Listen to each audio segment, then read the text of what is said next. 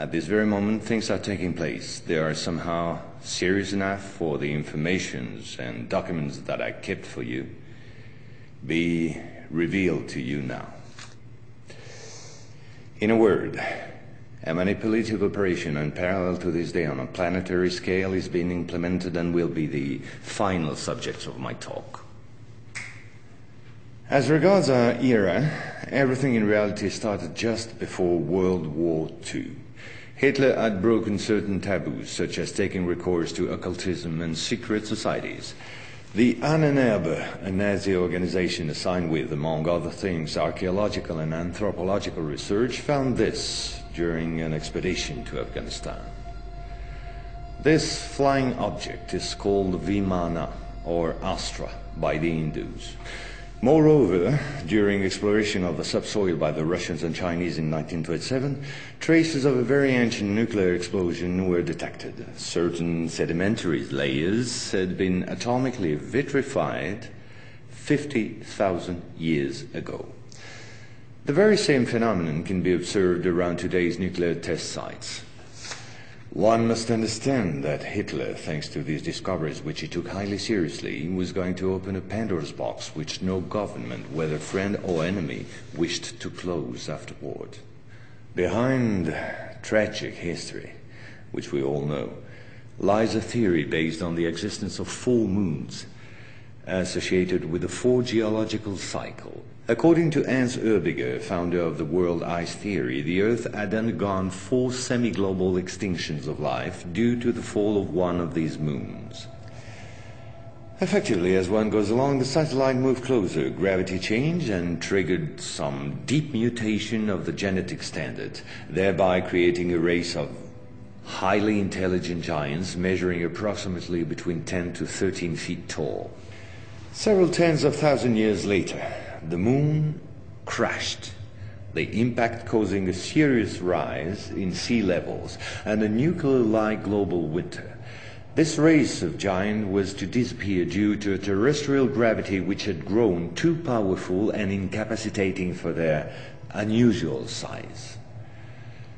Hitler was initiated to these doctrines, and contacts with Tibet in particular were frequent. The Nazis sought contact with the survivors of ancient civilizations, holders of ancient technologies like the previously described Vimanas. One of these civilizations spread out over the entire planet more than 600 pyramids made. River, and the Hopi Indians knew of the entrances to huge underground cities.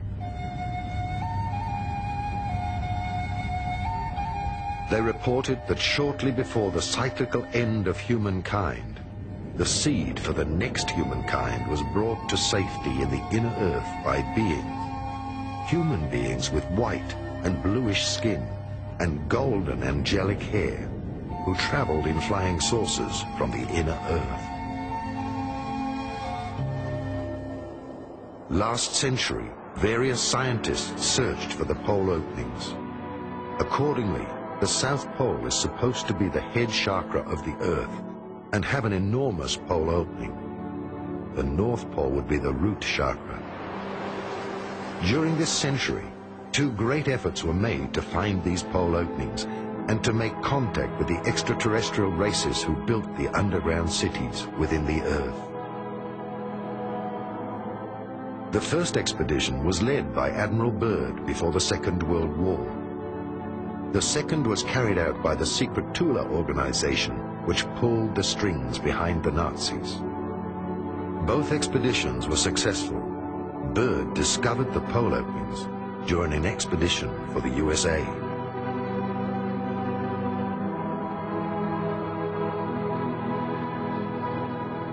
The early spring of '47 to the South Pole. This is an expedition that has been almost forgotten, and it's very hard to come up with any information about it. The few articles that were published at that time in, let's say, National Geographic magazine would not give any clue to the real intention of that expedition.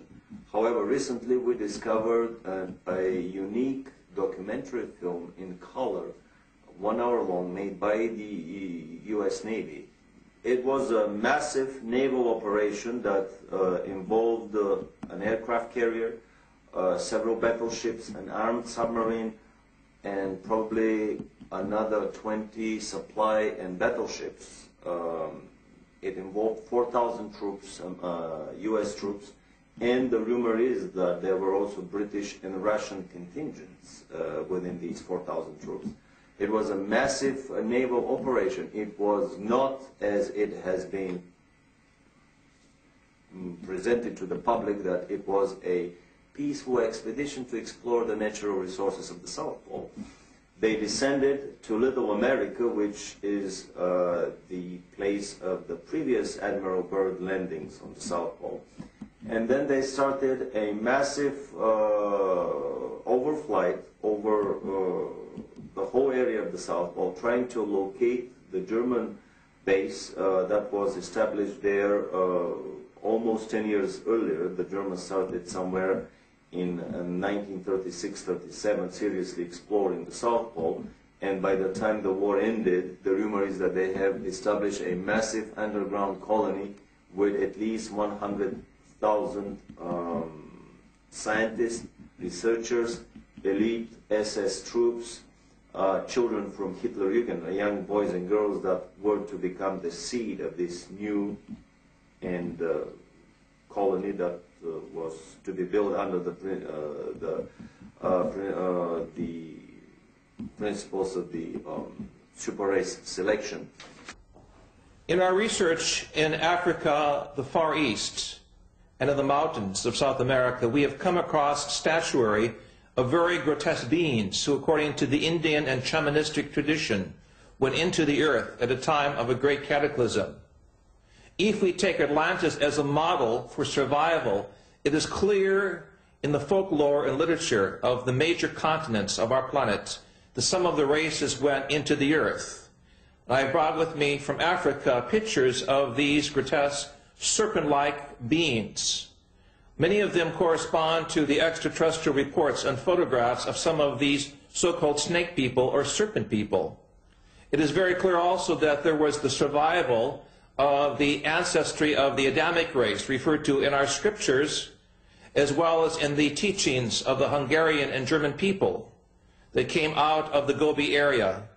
It is in this area of Lap Nor that we have recently found evidences of an earlier European type humanity that did survive some type of cataclysm according to the myths of the Far East. We have thus in our tradition a vast folklore, anthropology, and cosmology that connect the peoples of this planet with that of other worlds. The Nazis were better informed by the secret esoteric orders and had exact knowledge about the lost cities of Agartha and Shambhala. Many of their expeditions involved searching for the entrances into the inner world and the lost techniques of the gods. That is, UFOs, the Ark of the Covenant, and much more. Thus, films like Indiana Jones are not mere fiction. German expedition in search of Agartha. Some esoteric correlations of the 19th century and of the Third Reich are hidden nowadays under a veil of the past. Thus, only some isolated relationships can be uncovered. For a while, Dietrich Eckart lived at the foot of the mountain Untersberg and was initiated into the medieval mysteries and into the legends of caves. Adolf Hitler spent many hours with Dietrich Eckart at the Obersalzberg mountain, and both were followers of the hollow earth theory of Hans Erbinger. The Untersberg was already considered by the Templars to be a volcano with an access to the inner earth and to the legendary hollow world. Thus there are stories of the disappearances of people in the Untersberg and how, 60 years later, the same people surfaced without having aged. Other German legends deal with the myth of the end of the world. In the legends, King Barbarossa is asleep in the mountain, and after hundreds of years he rises up with his knights for the last battle at the end of time, in order to help good triumph.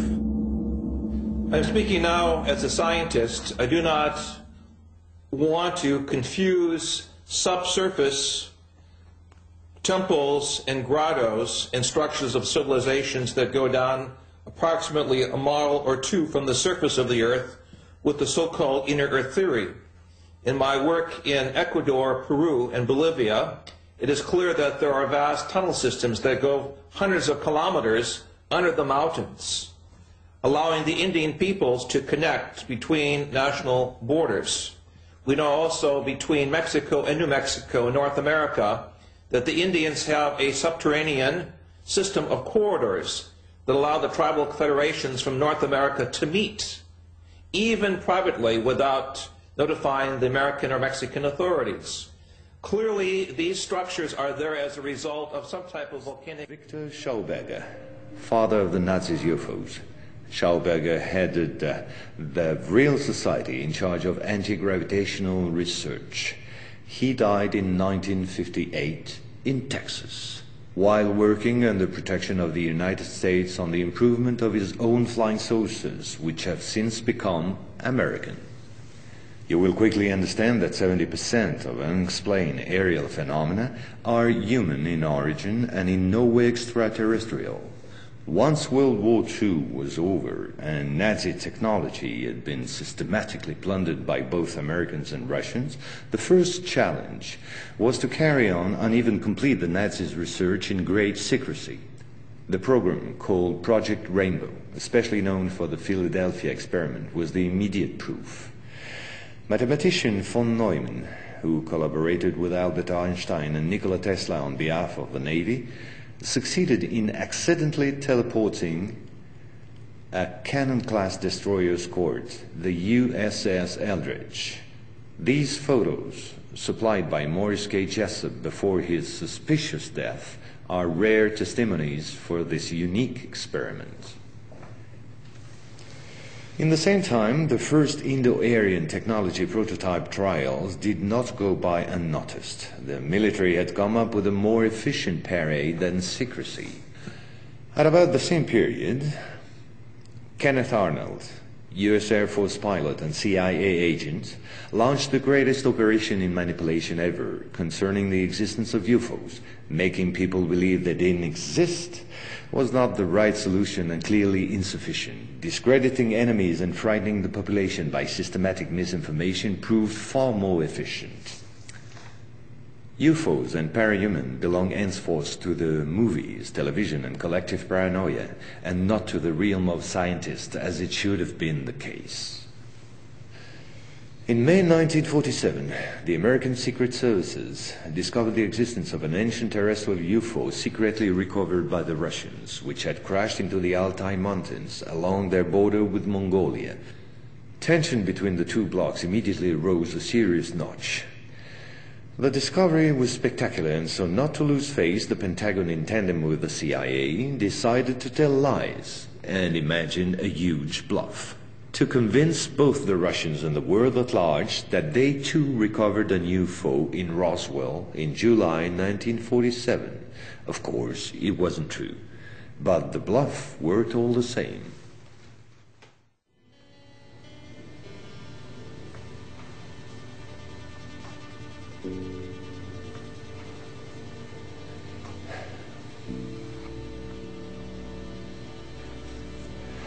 NASA had to face an avalanche of data and embarrassing proofs. The only solution was to put everything under the cloak of defense secrets.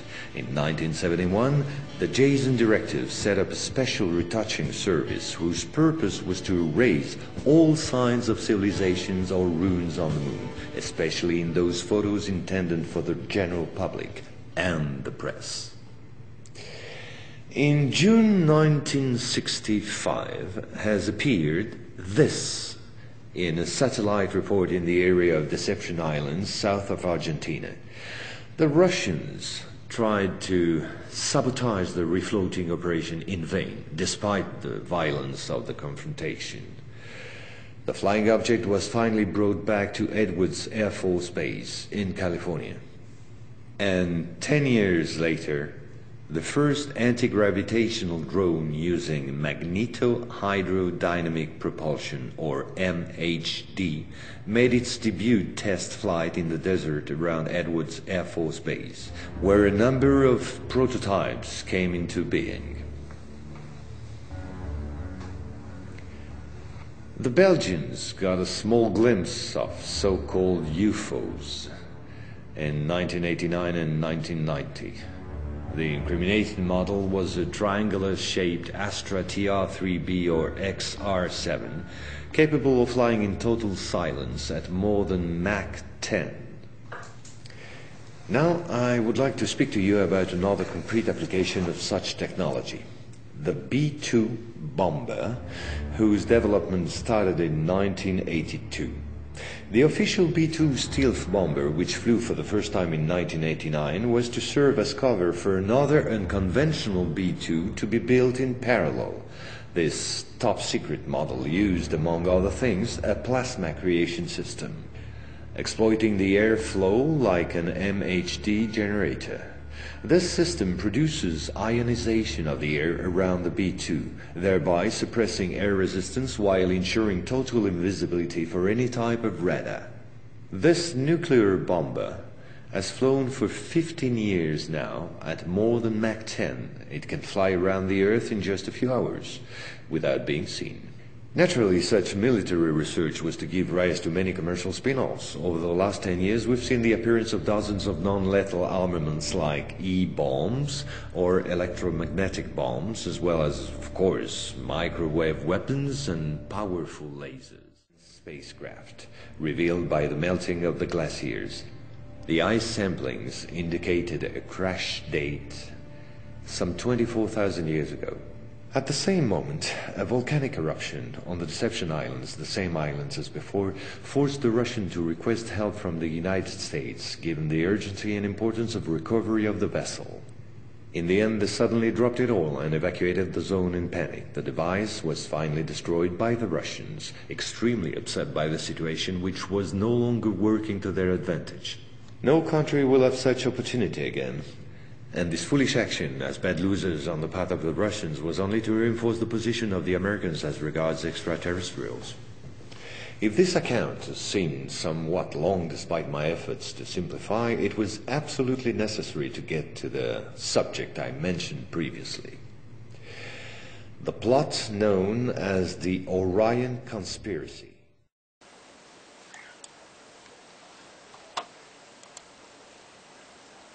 Concerns are mounting about protecting our privacy online after Google announced big changes to the way it handles everything it knows about all of us.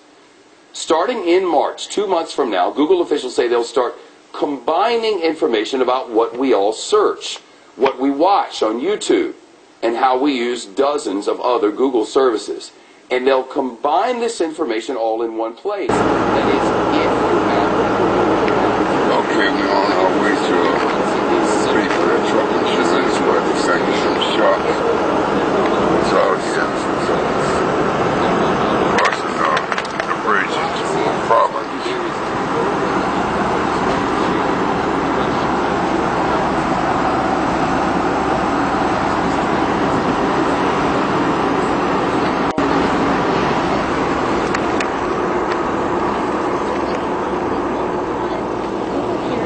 Not only going to take all the information, which they have been monitoring for quite some time, but they're going to give you a profile. They're going to collect all the data, everything you watch on YouTube, everything you search for, and they're going to combine it.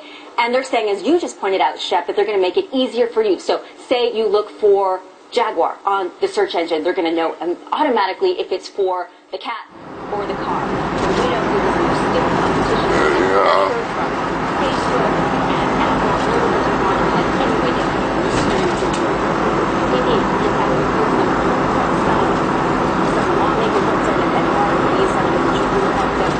This is how you get downtown Providence, coming from Cape Cod. This way is Boston, the opposite way would have been New York. While you're still at work. So the key here, no opt-out. It all goes into effect March 1st. You can bet federal regulators are going to be looking into this privacy issue. I bet lawyers are too. Lori, thanks very much. Let's bring in the legal experts. Arthur Idala and Randy Zellin are here, as they always are this time of day. Wait a minute. They're going to collect everything we do. They're going to know everything we search. They're going to put it in one place. Then what are they going to do with it? Then what are they going to do with it? And how dare they?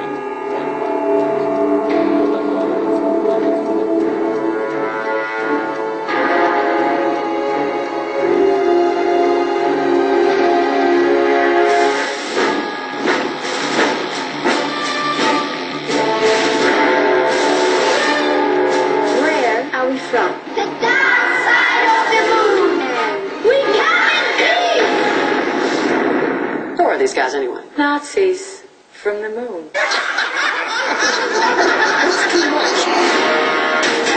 One word from me, and the invasion from the moon begins. Invasion? Y'all must be tripping. Now my question is, what do y'all plan to do about it? Because we just happen to have a little something up our own sleeve. All presidents who start a war in their first term get reelected. Und fegen alle diese Untermenschen von der Erdkarte. Shit, this just keeps getting better and better.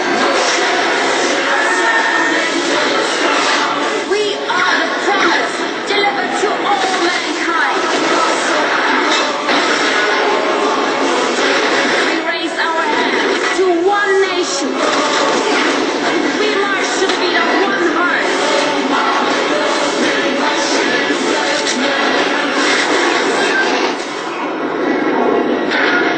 The world is sick, but we are the doctors.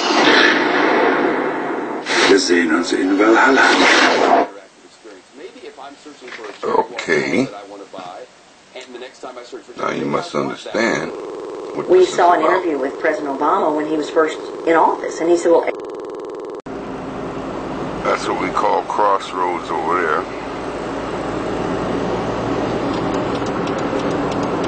Yeah. This is where the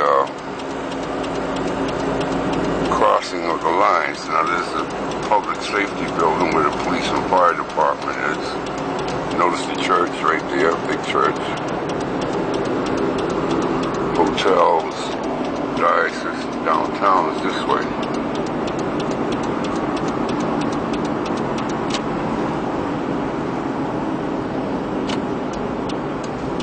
Now when I take this left, I'll be going to Westminster, going towards Oneyville and that area, man. If I go this way, I'll be going to downtown and Civic Center.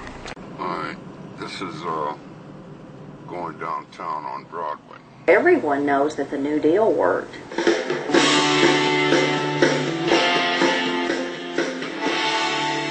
Hi, I'm Nick Gillespie with Reason TV, and today we're talking with Anita Folsom and Bert Folsom, authors recently of New Deal or Raw Deal, and the new book, FDR Goes to War, How Expanded Executive Power, Spiraling National Debt, and Restricted Civil Liberties Shaped Wartime America. Folsoms, thank you for talking to us. Thank you, Nick. Thank Good you. to be with you. Let's get right to it. FDR Goes to War, this is a period where historians and the American population seems to say, you know what, FDR, whatever you might say about his economic policies, he was a great wartime leader. How did he expand executive power, and why was that a bad thing? Well, he sets up the Office of Price Administration, the OPA. And what you have there is a price fixing for all sorts of products. Farm products, the prices were fixed. The amount of gasoline that you were able to get at the pump is fixed. Commodities that you were able to buy in the grocery store, it's all fixed. Rent control introduced in a big way. Is that necessary because it's a wartime economy? Everything's got to be done for the greater good, or? That was the argument. It was done for to win the war, and Americans went along with it. But part of the reason that we were in such poor shape to fight a war was that during the 1930s, the FDR and the federal government soaked up so much in taxes that they didn't encourage business. Factory output went down every year of the 1930s in the United States, so that when the war suddenly loomed, even in 40 and 41, it was very hard to get the industry in America revitalized. And FDR came in, and in addition to price controls, he also had the War Production Board, which took over allocation and production of almost everything. Now, we can at least say, we did win World War II, so something positive came out of that. It is, and that's fair to say that, and he plays a role in that because he shifted to giving incentives for businesses to produce rather than the heavy taxes which he imposed on them in the 1930s. Now, all of the spending under the New Deal, as well as then in the wartime economy, I mean, that leads to spiraling national debt. What happened to the debt? It skyrocketed. You look at 1932, the highest tax rate anyone had to pay was 25%. The national debt was about 18 or so, maybe up to $20 billion. It started when Hoover came in at 16, went up to maybe 20. Under Roosevelt, it virtually doubles in his first two terms, a doubling of the national debt. Then during World War II, you go from about 40, 50 billion up to $260 billion national debt. What I'm saying is that the interest payment on that debt was roughly what the national debt was when Roosevelt came into office. And what are the effects of that amount and that rapid increase of the debt? How does that affect? Well, FDR has to try to cover a lot of that debt, obviously, with higher taxes. You only have 5% of Americans paying income tax in 1940-41. By 43, you have 65% paying income tax. He also has the clout to push through withholding. But the implication is then after the war is that high taxes can very easily continue, and as we know, higher income taxes do continue after the war. Right, and what in the 50s, top marginal tax rates ended up reaching as high as something like 90%? 94% was what the top rate was on all income over $200,000 when Roosevelt died. As I say, 13 years earlier, in 1932, the top rate was 25%. But federal spending after Roosevelt is dead, but once World War II is over, federal spending declined rapidly. It did, and that's the key decision that ended the Great Depression. The Keynesians wanted to continue massive government spending, all sorts of programs to help the unemployed who would be coming back from overseas. And this was, the prediction was, we're demobilizing massive millions and millions of men coming back to a labor pool that's already tight. It's going to be a disaster, but the government actually cut spending and cut a bunch of programs, and the economy flourished. The American people, after 3 years of war, 3 years and 8 months, were tired of all the regulations and the shortages. There was enough of a love of liberty that Americans wanted. Was it a love of liberty or a love of butter? Well, both. Yeah. Butter and guns, that's what they always say. But they wanted their freedom back, freedom to make their own decisions, and to produce and buy products. And Congress, enough congressmen in 1945 and 46 and 47 realized that high taxes had been ruinous. And Truman wanted to institute high taxes again. And Congress rebelled and said no. And they cut taxes, and unemployment in 46 was a remarkable 3.9%, with all those men coming back. Well, let's talk about civil liberties, because that is an issue that Roosevelt has never really, or at least pretty much since 1950 or so, hasn't gotten a free pass on. What happened to civil liberties during World War II, and why is it problematic? It is. Well, we have massive wiretapping, even though the Supreme Court decision had declared that that was not the right thing to do. Roosevelt was engaging heavily in wiretapping. He starts with wiretapping opponents because they may be aiding the enemy in some way. It ends up he's wiretapping his wife. He's wiretapping some of his advisors. We start then with the heavy taxes and the audits, the heavy audits that go in on people who are opposed to Roosevelt. Then you have the helpful, for people who support Roosevelt, the helpful effort on his part to get the IRS off of their back, like Lyndon Johnson. Well, now, the biggest case are the internment of the Japanese, of Correct. course, and resident aliens who were Italian and German also faced them. India actually has also shot What we got over here.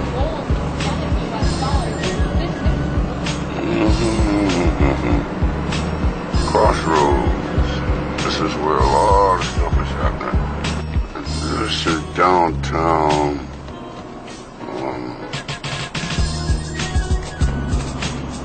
Some of the mansions, churches, borderline the downtown area. This is owned by the diocese. It's a complex. I don't want to get caught taking shots. All crossroads, OIC is over here. We've got that whole building. It's supposed to be crazy jobs. There we go. That's a quick tour.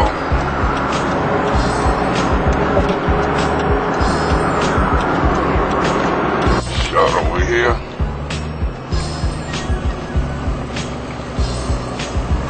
All this is owned by homeless shelters, crossroads, big enterprise that people need to look into. Carousel, center over there, and all the hospitals. Now coming back, look at this, guys. You can see it. But there's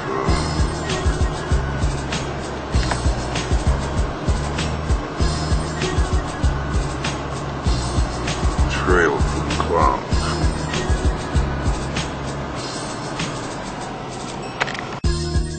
Interment of the Japanese force, and resident aliens who were Italian and German also faced them. India actually has already bought Iranian oil using gold instead of U.S. dollars, and this is extremely significant because every year India actually spends $12 billion U.S. dollars on Iranian oil, and now actually Beijing is also saying that it might want to jump on board with New Delhi and also look into some sort of agreement with Iran to continue to get oil. New Delhi and Beijing actually account for 40% of the imports of Iranian oil. The EU only counts for 20%. Obviously, we've been talking about all week about this oil embargo that the EU announced on Monday that they're hoping to roll out and put into place by July 1st. And obviously, if New Delhi and Beijing find a way to continue trading with Iran using gold instead of U.S. dollars, this would severely hurt what the European Union and Washington is trying to do. Russia has also said that it wants to continue trading with Iran using domestic currencies instead of U.S. dollars. Obviously, the point of the EU oil embargo would be to bring Iran back to the negotiations table over its nuclear program. Obviously, Iran has said consistently maintained that this is a peaceful nuclear program. The West believes that they are potentially developing nuclear weapons. So in response to the EU's announcement on Monday that it will place an oil embargo on Iran, Iran has said that it's going to shut the Strait of Hormuz, which is actually where 20 to 30% of the world's oil supply shuttles through. And the United States has said it will absolutely not allow that to happen, even sort of alluding to the fact that it could potentially use military force to make sure that that strait stays open. Moscow has also said that sanctions are an obsolete form of sort of punishing a country, and that it's actually going to be counterproductive. Another interesting thing to note here is that if Beijing and New Delhi continue to trade with Iran with gold, it's actually going to increase the value of gold and decrease the value of the U.S. dollar as the global reserve currency. Leadership, when it says in Quatrain 65, Century 8, says, "The old one frustrated in his principal hope. He will attain to the head of his empire. 20 months he will hold the realm with great power. Tyrann, cruel in giving way to one worse." Now, tyrann is a strange spelling of tyrant in 16th century French, but it also is very close to Tehran. It sure is. And so if this is true, and the old one would then have to be the head of the Ayatollahs, because I really see Ahmadinejad as just a spokesman, a front man. Yeah, he's like their lousy PR man. Yeah, and the real power is in the Council of Ayatollahs. And since there are a number of prophecies talking about angry black ones, or the black ones will make him repent of it, and it's related to Middle Eastern subjects. And, you know, I've done a couple shows over the last 2 years with you where we've talked about that in relation to Iraq and our occupation. I've been saying since my first book, Nostradamus and the Millennium, all the way back in 1987, that I always felt that if the Middle East was to become radicalized, the source would be Iran. And the black ones that he's talking about are the Ayatollahs in their black robes. And if they would spread an Islamic extremism from the east across the Sunni parts of the Middle East. Now, at that time, as you know, people have got to understand, especially those who are professional skeptics who don't actually read my books, have never quite gotten it, that my job as an interpreter of prophecy, a man making prophecies, is also as a detective. I am trying to predict trends. And a prophecy is as dynamic as the present. It can be changed, actually, even by publishing it, or, you know, the fact that I'm speaking to you, millions of people are listening. We're already seeding the potential for changing the very things I've been predicting. And this, therefore, my job then is, I thought it was Ayatollah Khomeini that was the figure that would do all of this rebellion. I thought it would happen sooner than at that time. Well, that wasn't the way it happened. A lot of times predicting the dates of when things happen, they can be delayed, they can be slowed down, or they happen later. Also, you know, I've always believed, too, that people can change things. Absolutely. Maybe they alter things. Or they can postpone things, too. And what we have now is certainly Khomeini. You know, a lot of skeptics crowed about, oh, well, you know, Khomeini didn't happen, so therefore it is bunk. Well, no. What's bunk about it was that it was a mistaken interpretation on my part on something that really has a hot lead. And as we get closer to the event, the clues become clearer. And in books that followed after that shows the evolution of my opinion that is even stronger now than before. That it's the Ayatollahs of Iran, not Khomeini, he's dead, but the new generation of them that are actually, through the circumstances of our preemptive invasion into Iraq, are now going to launch and spread radicalism. We've seen it in the election in Hamas yesterday. We're even seeing the very people who are bringing the tools of democracy rather precipitously into a region that doesn't know what these tools are. They're using the ballot to vote in extremism. It didn't come from communism. It didn't come from fascism. It came from a misuse of our own democratic power. Yeah, isn't that an incredible, ironic situation?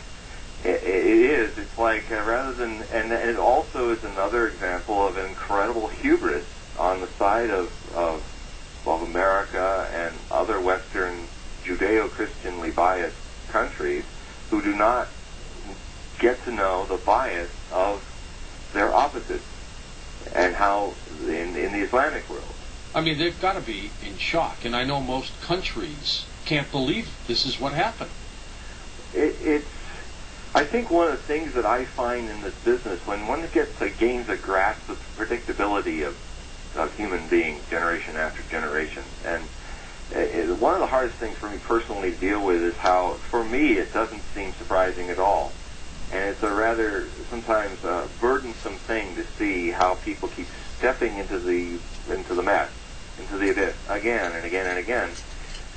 But what prophecy should teach us is beyond the prediction of events and beyond the dubious success of negative events and tragedies foreseen and being fulfilled, rather than be afraid.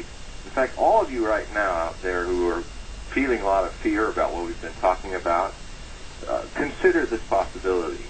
You are in the habit, you are following a habit that's been given to you from birth on to be a fearful person, rather than to look at this as a challenge to see why we're sleepy and why we're doing these things. And if you see why we're sleepy and why these negative things and fearful things are happening, we can break the cycle.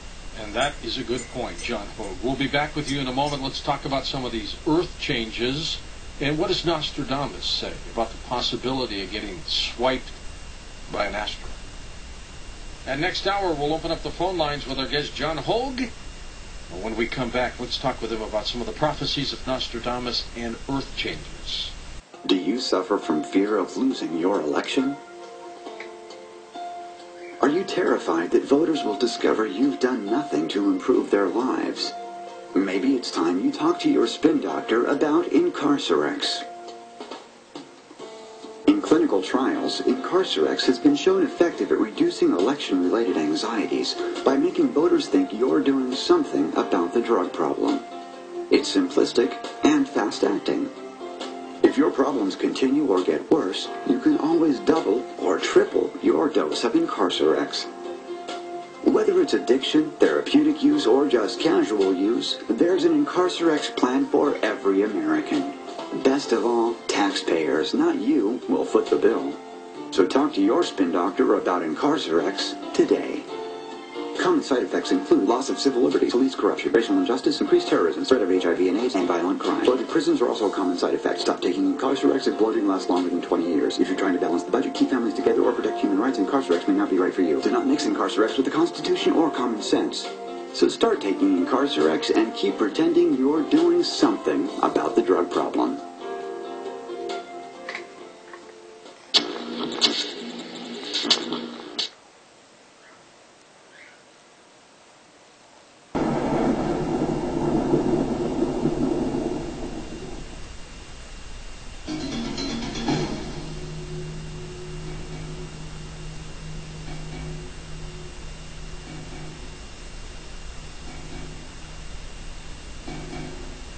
John, in many of your writings, you're more concerned about global warming and earth changes than real terrorism. How come? Well, it's, you know, as much damage as a terrorist can do, I sometimes wonder about the famous King of Terror description, if it's not a double entendre, something Nostradamus often does, where he has two meanings in one prophecy. And when he talks about the great King of Terror descending from the skies, I have what's considered a rather radical take on that as an alternative meaning. I think it probably stands for both small terrorists and the real terrorist that is coming in our future, and that is an out-of-control sky, global warming. And it's descending in our skies right now. And around 98, 99, we had the dramatic spike and this kind of roll that's going on, this descent into a cascading greenhouse effect situation all began around the summer of 1999. If you look back at the record, it was also a time when most of the world finally acknowledged that there is global warming, and that the naysayers, it was the first time they really went into the minority. So yes, there's that. There's also many prophecies about the rising of the oceans. You know, for instance, I just read a few of them here, just a smattering from very different periods. When you have, for instance, the balance of nature will be lost when the ocean tides shall obey no shore. Now there's a similar prophecy by Jesus saying that, and there's also a prophecy from the other side of the world, Quetzalcoatl, from the Aztecs and the Mayans, circa around the year 947, it's believed this man lived and said that. You have waters will overflow. That was Sylvia Brown. Madam Sylvia, the Vienna theorist, not Sylvia Brown. Sylvia's taken her hits lately, anyway. Yeah, Bin Laden is alive. What to do? Said he was dead, but he's dead now. Anyway, I don't think he is, but the sea will heave itself beyond its bounds, engulfing mighty cities. That was Brigham Young, the Mormons, in 1860. Jesus Christ said around 33 A.D., on earth the nations will be in anguish and perplexity and confusion at the roaring of the sea. You also have Hildegard von Bingen, St. Hildegard, the famous abbess from medieval times, saying, the ocean will also flood many other countries, so that all coastal cities will live in fear, with many destroyed. She said that in 1141 A.D. You have Nostradamus saying in quatrain 54, century 2, the great city, Paris, will be greatly damaged by water. And this was from the sea, in this case, coming up the Seine River. Pretty direct and a constant statement there. Yes, and even Muhammad in the Quran said, and when the seas rise, every soul will know what it hath made ready. for the Judgment Day.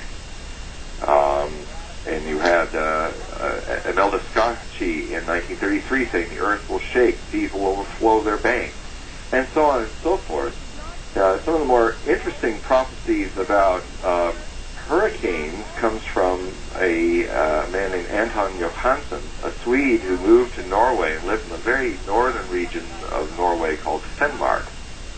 And he, among a lot of people, talked about the great storms that are coming. He said, Jesus, make sure I'm on the right one here. Okay, sure.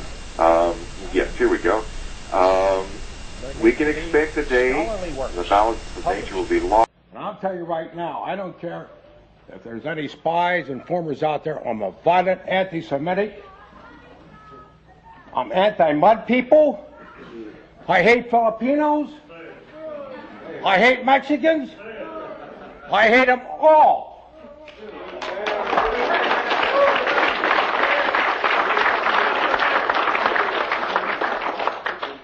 And the Bear Clan is an old clan. It comes from the old Berserkers. Look us up in the history books.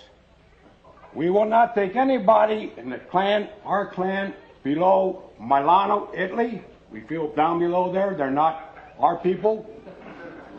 Won't take anybody below the border between France and Spain. No way. We'd be friends with them, but they cannot be a Berserker. We're more Nazis than the Nazis. But now that's enough for me.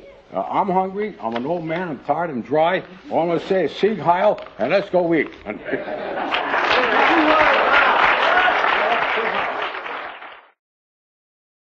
said that already, and how dreadful. Let me see. My computer's hiccuping here. Has the computer, by the way, made this even easier for you to go through all these quatrains and interpret them? Yes, it certainly makes it easier to cross-reference the whole global world of prophecy. I mean, I have over 3,000 prophecies in a database from all over the world. And if you pitch a certain theme into it, and it will search out and pull up everything. And it's taken 30 years to collect it, and I'm still collecting them. I have the case studies and stories of over 700 prophets from the last 5,000 years. Have you designed your own software? No, I just use basic Apple Macintosh software. I am an Apple user. Hurricane warning systems may be called for as far north as Oslo and Vladivostok. Now, that's a prediction I made in 1989, and I still hold to it. Anton Johansson was speaking earlier in 1918 and had this vision where he said, and then I was shown Holland, Belgium, and the German coast and the North Sea, which were heavily visited by storm and flood. Among the most afflicted cities, I heard the names of Antwerp and Hamburg mentioned. Even Denmark's western and northern coast and Sweden's west coast had suffered. And what he was talking about is hurricanes, actually going that far north. Well, it snowed in Istanbul a few days ago. Yes, it's and crazy. India and New Delhi, I think, had a dusting. Sounds like a scene right out of The Day After Tomorrow. Sure thing. Pretty much based on Art Bell and Whitley Strieber's book. Yep. Coming global superstorm. Yeah. And so, you know, we have Hildegard von Bingen also saying in 1141 AD, a powerful wind will rise in the north, carrying heavy fog and the densest of dust by God's command. And it will fill their throats and eyes so that they will put an end to their savagery and be stricken with great fear. Now, I suppose in a rather harsh medieval way, she's trying to say something that may actually be an indication of something positive, that suddenly people wake up and go, my goodness, something's wrong. You know, I mean, we should do something to fix it. That's how I would take having fear about global warming. You know, Edgar Casey once talked about how the shorelines of the United States would be dramatically altered in the future. Does Nostradamus echo that?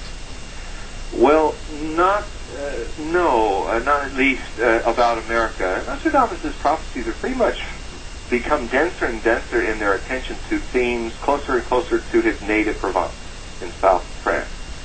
The farther away you go, the more the prophecies are sparse. but I don't think there's more than a few dozen prophecies that could be attributed to the New World and to North America. Okay. A few about China. Why do you think that is? Well, because in a way, Nostradamus was a form of a geographical remote viewer. He has over 640 references of geographic positions of towns and places in his prophecies. More than any other prophet, he was very much involved with the geography of his prophecies. And I'd almost say he was a remote viewer of the mid-1600s who the farther away, farther afield it was, the harder he had in predicting what it meant.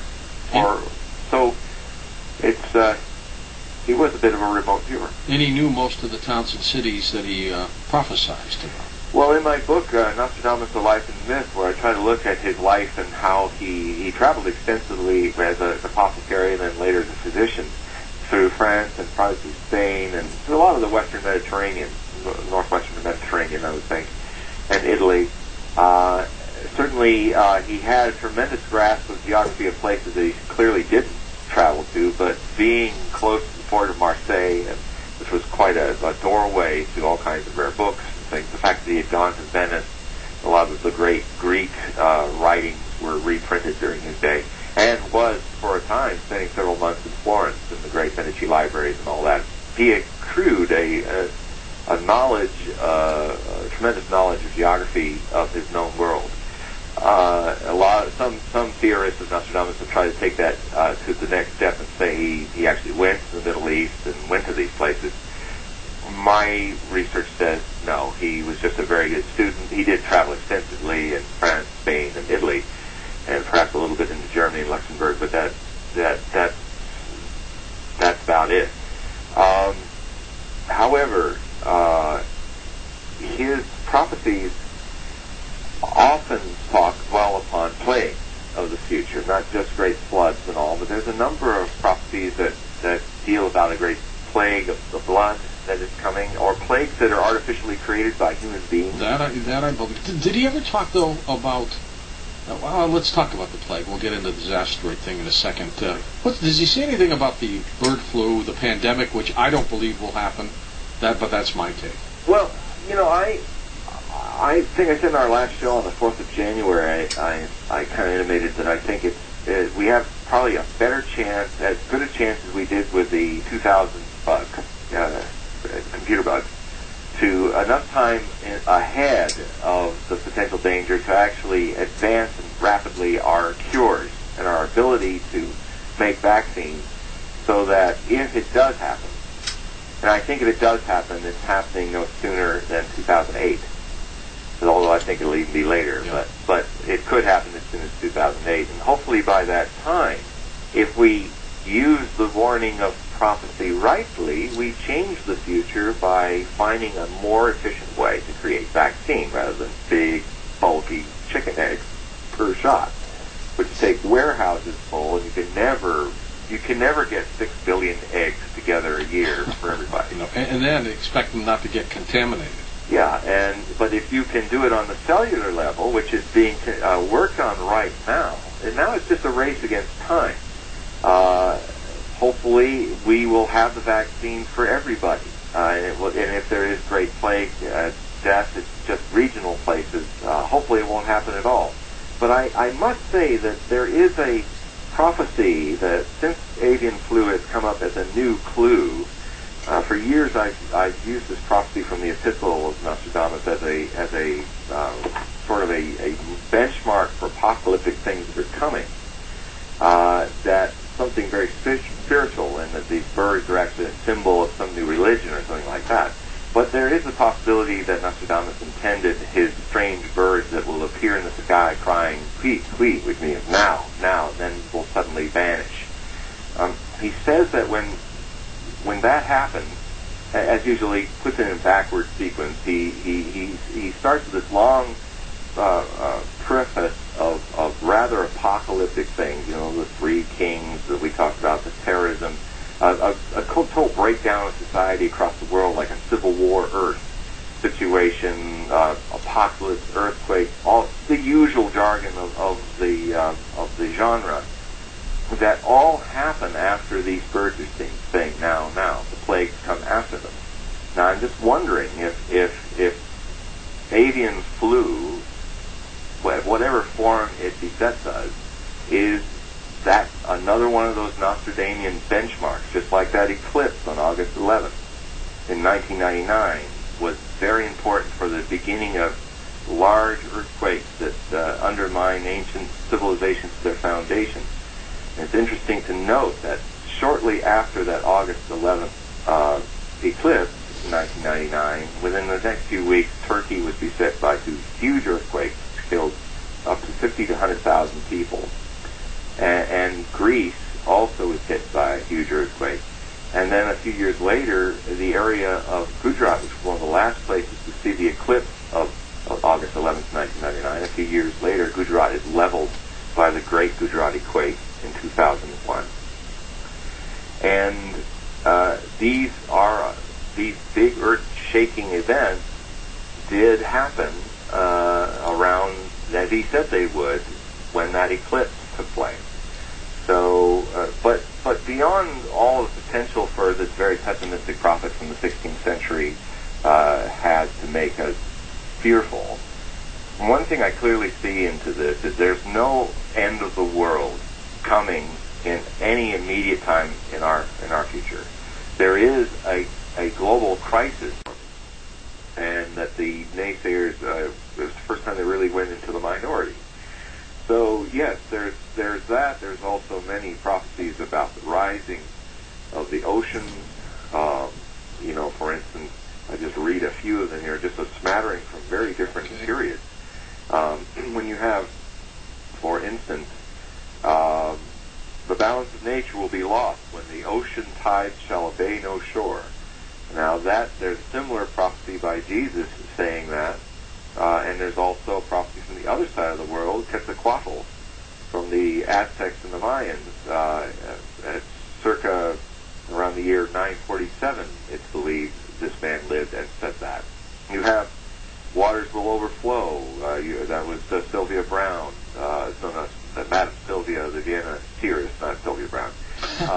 Sylvia's taken her hits lately, anyway. Yeah, Bin Laden is alive. What to do? Said he was dead, but he's dead now. Anyway, I don't think he is, but the sea will heave itself beyond its bounds, engulfing mighty cities. That was Brigham Young of the Mormons in 1860. Jesus Christ said around 33 A.D., on earth the nations will be in anguish and perplexity and confusion at the roaring of the sea. You also have Hildegard von Bingen, St. Hildegard, the famous abbess from medieval times, saying, the ocean will also flood many other countries, so that all coastal cities will live in fear, with many destroyed. She said that in 1141 A.D. You have Nostradamus saying in quatrain 54, century 2, the great city, Paris, will be greatly damaged by water. And this was from the sea in this case, coming up the Seine River. Pretty direct and a constant statement there. Yes, and even Muhammad in the Quran said, and when the seas rise, every soul will know what it hath made ready for the judgment day. And you had Imelda Scotchy in 1933 saying the earth will shake, seas will overflow their banks, and so on and so forth. Some of the more interesting prophecies about hurricanes comes from a man named Anton Johansson, a Swede who moved to Norway and lived in the very northern region of Norway called Finnmark. And he, among a lot of people, talked about the great storms that are coming. He said, Jesus, make sure I'm on the right ones here. Okay, sure. Yes, here we go. We can expect a day the balance of nature will be lost. I said that already. And how dread... let me see. My computer's hiccuping here. Has the computer, by the way, made this even easier for you to go through all these quatrains and interpret them? Yes, it certainly makes it easier to cross-reference the whole global world of prophecy. I mean, I have over 3,000 prophecies in a database from all over the world. And if you pitch a certain theme into it, and it will search out and pull up everything. And it's taken 30 30 years to collect it. I'm still collecting them. I have the case studies and stories of over 700 prophets from the last 5,000 years. Have you designed your own software? No, just use basic Apple Macintosh software. I am an Apple user.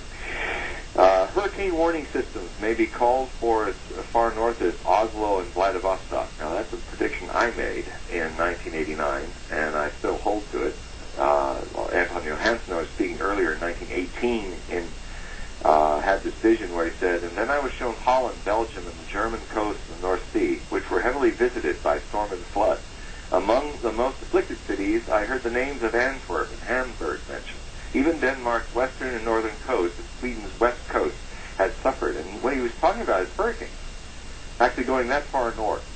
Well, it snowed in Istanbul a few days ago. Yes, it's and crazy. India and New Delhi, I think, had a dusting. Sounds like a scene right out of The Day After Tomorrow. Sure thing. Pretty much based on Art Bell and Whitley Strieber's book. Yep. Coming global superstorm. Yeah.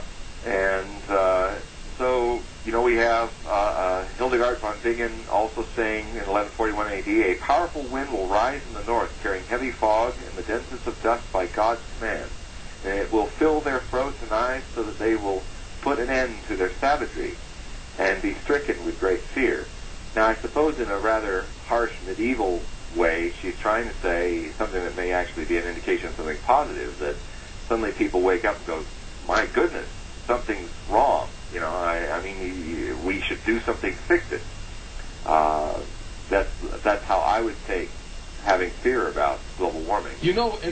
Edgar Casey once talked about how the shorelines of the United States would be dramatically altered in the future. Does Nostradamus echo that? Well, not at least about America. Nostradamus' prophecies are pretty much become denser and denser in their attention to themes closer and closer to his native Provence in South France. The farther away you go, the more the prophecies are sparse. I don't think there's more than a few dozen prophecies that could be attributed to the New World and to North America. Okay. A few about China. Why do you think that is? Well, because in a way Nostradamus was a form of a geographical remote viewer. He has over 640 references of geographic positions of towns and places in his prophecies. More than any other prophet, he was very much involved with the geography of his prophecies. And I'd almost say he was a remote viewer of the mid-1600s who the farther away, farther afield it was, the harder he had in predicting what it meant. So he was a bit of a remote viewer. And he knew most of the towns and cities that he prophesied about. Well, in my book, Nostradamus, The Life and Myth, where I try to look at his life and how he traveled extensively as an apothecary and then later as a physician through France and probably Spain and through a lot of the Western Mediterranean, northwestern Mediterranean, I would think, and Italy. Certainly, he had a tremendous grasp of geography of places that he clearly didn't travel to, but being close to the port of Marseille, which was quite a doorway to all kinds of rare books and things, the fact that he had gone to Venice, a lot of the great Greek writings were reprinted during his day, and was, for a time, spending several months in Florence in the great Medici libraries and all that. He accrued a tremendous knowledge of geography of his known world. Some theorists of Nostradamus have tried to take that to the next step and say he actually went to the Middle East and went to these places. My research says no, he was just a very good student. He did travel extensively in France, Spain, and Italy, and perhaps a little bit into Germany and Luxembourg, but that's about it. However, his prophecies often dwell upon plagues of the future, not just great floods and all, but there's a number of prophecies that deal about a great plague of the blood that is coming, or plagues that are artificially created by human beings. That I believe. Did he ever talk, though, about... Well, let's talk about the plague. We'll get into the disasteroid thing in a second. Does he say anything about the bird flu, the pandemic, which I don't believe will happen? But that's my take. Well, I think I said in our last show on the 4th of January, I kind of intimated that I think we have probably a better chance, as good a chance as we did with the 2000 bug, computer bug, to enough time ahead of the potential danger to actually advance rapidly our cures and our ability to make vaccines, so that if it does happen, and I think if it does happen, it's happening no sooner than 2008. Although I think it'll even be later, but it could happen as soon as 2008. And hopefully by that time, if we use the warning of prophecy rightly, we change the future by finding a more efficient way to create vaccine rather than big, bulky chicken eggs per shot, which take warehouses full, and you can never get 6 billion eggs together a year for everybody. And then expect them not to get contaminated. Yeah, but if you can do it on the cellular level, which is being worked on right now, and now it's just a race against time. Hopefully, we will have the vaccines for everybody, and if there is great plague death, it's just regional places. Hopefully, it won't happen at all. But I must say that there is a prophecy that since avian flu has come up as a new clue. For years, I've used this prophecy from the Epistle of Nostradamus as a sort of a benchmark for apocalyptic things that are coming. That something very spiritual, and that these birds are actually a symbol of some new religion or something like that. But there is a possibility that Nostradamus intended his strange birds that will appear in the sky crying, "Tweet, tweet," which means now, then will suddenly vanish. He says that when that happens, as usually puts it in backward sequence, he starts with this long preface of rather apocalyptic things, the 3 kings that we talked about, the terrorism, a total breakdown of society across the world, like a civil war Earth situation, apocalypse, earthquake, all the usual jargon of the genre. That all happen after these birds are saying now. The plagues come after them. Now I'm just wondering if avian flu, whatever form it besets us, is that another one of those Nostradamian benchmarks, just like that eclipse on August 11th in 1999 was very important for the beginning of large earthquakes that undermine ancient civilizations to their foundations. And it's interesting to note that shortly after that August 11th eclipse in 1999, within the next few weeks, Turkey was beset by 2 huge earthquakes, which killed up to 50 to 100,000 people. And Greece also was hit by a huge earthquake.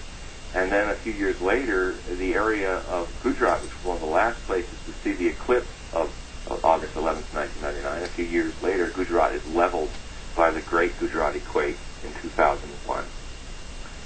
And these big earth-shaking events did happen around, as he said they would, when that eclipse took place.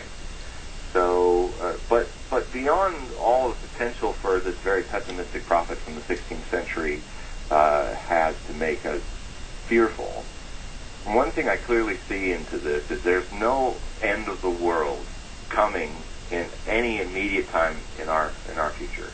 There is a global crisis, the potential for the end of the world as we know it, which may be a good thing, but not the Judgment Day or the end of Earth and all of that. He projects that as farther into the future, almost 1,800 years from now. Does he talk about 2012, that year specifically? Well, only in that some of his astrological time windows bump up pretty close, like the one we mentioned in the previous hour, 2009, 2011. So the next time a great war is planned in the West, and the following year there's a terrible destruction and a great plague that comes from this war. Now, certainly, if one can see just in the timelines that the CIA gives for when Iran may have nuclear weapons, that if Israel or America don't try to stop Iran from having the know-how to make the bomb, which is happening this year, they will have the final pieces of the mystery of how to make a bomb in their knowledge. And then it's only a matter of time after that when they can procure these means to build them.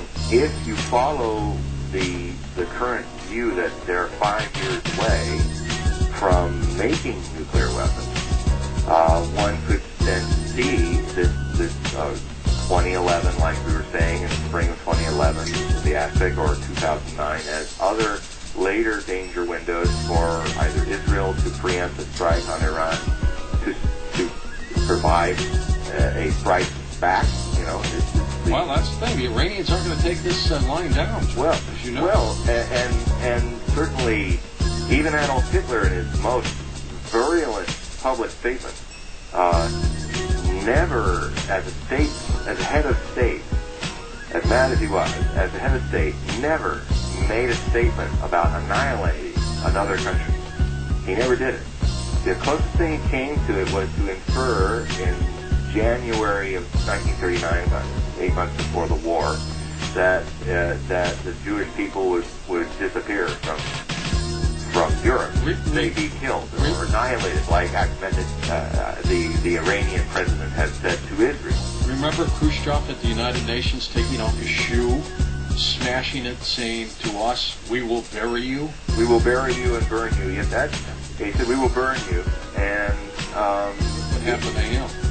Yeah, well, you know, isn't it interesting that when a major head of state makes such an outrageous statement, and then it was not long after that that we had the Cuban Missile Crisis. And then he was gone. Yes, but his going was probably more from the fact that both Kennedy and Khrushchev shared something that no other leader has ever shared.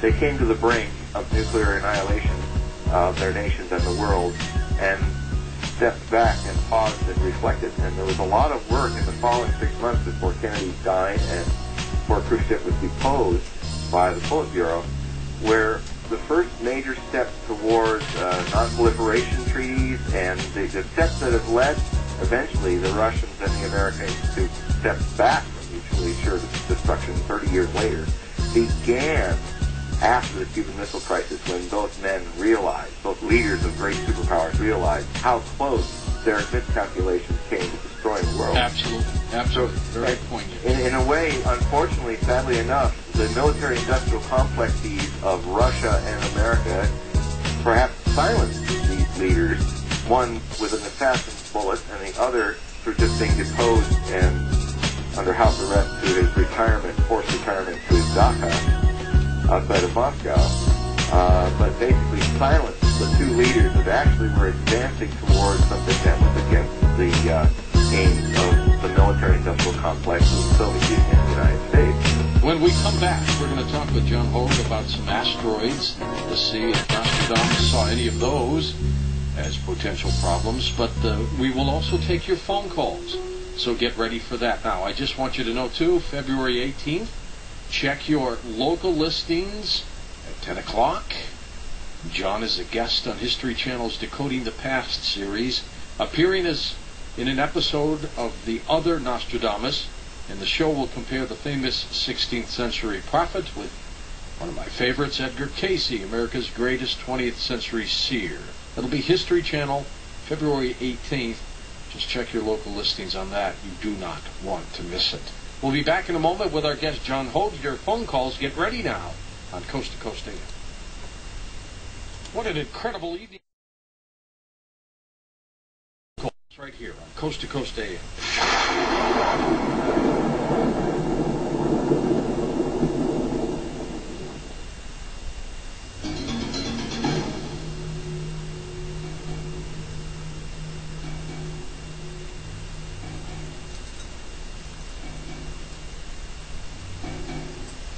Welcome back to Coast. John Hogue, our guest. John, did Nostradamus talk at all about the possibility of asteroid strikes on the planet? He did, but he didn't give the date. But he gave a couple of amazing prophecies where he described it in Century 1, Quatrain 69. He said, "A great mountain, 1 mile in circumference, after peace, war, famine, and flooding, it will spread far, drowning great countries, even antiquities and their mighty foundations." Now, that's like one of those vague, it says some elements in it, but there's another prophecy that seems to link to it, saying that the place where Jason had his ship built, Jason of the Argonaut, there will be such a great sudden flood that one will not have a place or land to fall on. The waters mount the Olympic festulum, means that the initial splash, when you got these random elements, you've got a splash in the Aegean that actually goes over the height of Mount Olympus. It's a 10,000-foot splash. You had him talking in classical metaphors, which links it to the Mediterranean right off. And then he also actually mentions geographic points in the Mediterranean. The indication then, there's another prophecy where he talks about 7 tidal waves that are going back and forth across the Mediterranean coast, wipes out Monaco. He talks about a 900-foot tidal wave going up the Arno Valley after a strike that goes up, takes out Florence, and kind of surges up to Sivile, which is a little mountain fortress town that's about 900 feet above sea level. That if you've been to Florence, you can see it perched overlooking the city. It seems like these are all related to an asteroid strike in the Aegean Sea. And I once wrote a hypothetical narrative about it in Nostradamus, The New Millennium, where what it would be like to be in Athens at that time. I said, sunrise in the afternoon. That is how the citizens of Athens in the next millennium might have described what happened if they had survived the following event. At 3 o'clock, the eastern horizon glowed brighter than daylight, flash-burning the retinas of those living along the Aegean coast. Minutes later, Athenian eardrums would be perforated by the explosion as loud as 2001 megaton hydrogen bombs. Next, the deafened citizens of Athens would behold a new mountain range rising into the sky and falling as seawater over the eastern hills. The day the asteroid fell, the ocean drowned Athens from the sky. And it's a pretty frightening prophecy, but one bit of hope in this. There are indications, the only other indications of cosmic asteroid events that are at all dated, date this event, if it's supposed to happen, all the way in the year 3755 AD, almost 1800 years from now. So it is part of the final, what he calls the final conflagration of the Earth, when it's devoured by the sun, which expands to the size of Earth's orbit. He describes it. It says that when Earth is consumed, but Mars would continue its revolutions around the new sun in the year 3797 AD. And he talked about things which be, of course, very highly sped up compared to what astronomers would say. But he describes the destruction of the Earth, how the oceans are boiled off, how it's pummeled by huge asteroids, and that all of its civilizations are destroyed. But he talks about the races of man being gone, that they would be living in Aquarius or in Cancer for time in perpetuity. And the way he uses the language, it says to me that they are living on systems, planetary systems, in the constellations of Aquarius and Cancer. And that, like has been sometimes referred to on your show, the best way to survive a cosmic disaster is it will be the time when this civilization is mature enough to go out into space and become an intergalactic or galactic civilization, have space stations and colonies on other worlds. Then the rather primitive but eventual disaster of massive meteor strikes or comet strikes will not end our survival. Good point. Let's take some calls here, John. Wildcard line, welcome to the program. You're on the air with us. Hi there. Hi. How are you, George? Go ahead, sir. Good. Thank you. And John, how are you? I am good. I really like your works. I think your books are like the seminal works on Nostradamus. I wanted to ask you what you think of Erica Cheatham's book, and also does China figure into any of this? Because I know you besides being an expert on Nostradamus, you're also a psychic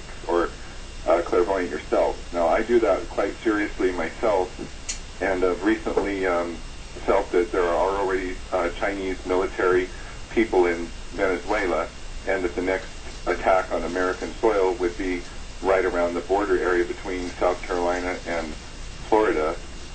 And I looked on the map, and lo and behold, there's Jacksonville. Now, Nostradamus says New City repeatedly. Do you believe that's synonymous with any large city in the new lands, as he puts it? Or does it specifically refer to New York, in your opinion? In New York, in my opinion, because of the double entendre of him saying at latitude 45, the great new city will be, the fire will hit the new city from latitude 45. Now, in Nostradamus' time, latitudes, there weren't any longitudes. That was created later. And latitudes were inaccurate. So it's not surprising that New York in the modern day latitudes is something between 40.1 and 40.2 latitude.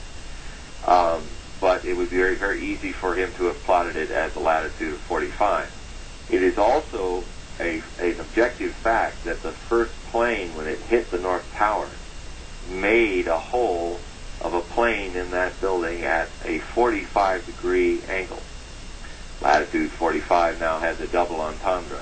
It's related to a great new city that didn't exist in Nostradamus' time. So that's the other thing. Of course, Jacksonville didn't exist either in Nostradamus' time, but Jacksonville is not even close to latitude 45, even in its off a few degrees. Of course. So that's one issue. That's how I come to that. Also, those same prophecies have other indicators that for instance, in that prophecy about the latitude 45 in the great new city, that's the one that talks about the attack would be warned by the French, and they would be trying to get verification that it was coming too late. Well, that is a fact that happened that you could attribute to New York's attack in 9/11. So that's the great new city for me. It is indeed a very important historical development that's sort of being overlooked by the leadership of this country, that while America is kind of isolating itself in the Middle East, focusing there, there's a major core shift in global perceptions of power and economy, and it is the Chinese have a very far-reaching vision of becoming a rising power, which I've been predicting for decades. They would become a superpower of some kind in this decade. Started saying that back in the 80s. And that sooner or later, the rise of a new soft superpower would confront the older superpower, just as the rise of Germany and continental Europe threatened the British Empire in 2 world wars. We have a repetition of history potentially on the Pacific Rim between the new power of China, the new Germany, and the empire that's at its apogee and beginning to decline, the British Empire of our time, America. And so the potential for a confrontation could be as soon as 2008 over Taiwan, and that may be avoided. But certainly the confrontation could also come if we strike Iran, and then China, as an ally of Iran, demands we pay our debts immediately. That we've loaned a lot of money through China, and they may demand our debts using economy as a weapon. Actually, in the coming wars, economy, money, debts, resources will be used as weapons in future wars. We will use food to blackmail countries we don't like in their policies, and other countries will use oil and our debts that we've incurred to blackmail us. And so you'll be seeing a lot more of that. And one of the major first steps of that is that Hugo Chavez is now steps away from turning all of his oil resources over to the Chinese. For all the right or wrong reasons, one wonders if American policy had precipitated this, because for 2 times in the last 4 years we tried to overthrow his government. And whether we like that, I would actually say, rather than Chinese attacking America via Venezuela, I think one of the future wars America will be fighting in the coming decade will be in Venezuela. A South American jungle a South American Vietnam. You see that? I think it's highly possible. All you have to do is, in the future of war, is look, follow the oil, follow the food. No question about it. Follow the food, follow the oil, follow the fresh water, follow the headwaters of rivers. Follow the money. But where the money is made is, for instance, there will probably be a war between Egypt and Ethiopia someday over the headwaters of the Nile. There will probably be a war between Turkey and its Arab neighbors over the headwaters of the Tigris and Euphrates. There could be a war between Palestinians and Israelis because 40% of Israel's potable water comes from underneath the West Bank. There are 139 to 49 nations that have potential water disputes all across the world and that could go to war over water issues. That's what World Watch and Lester E. Brown reported. Well, you're very perceptive with this stuff, John. So if you want to follow the next wars in Africa, go to Nigeria, go to Liberia. One of the reasons why we're making a stand in Liberia is not because it demands more freedom than any other African dictatorship like Zimbabwe or others that need to be deposed, but because it's one that has a potential oil reserve untapped underneath its land. And I know some people balk at that and they think, oh, how cynical. But, folks, history is history. We might pin and sincerely pin noble ideas upon our movements, but the hard reality is countries seek resources to survive. If they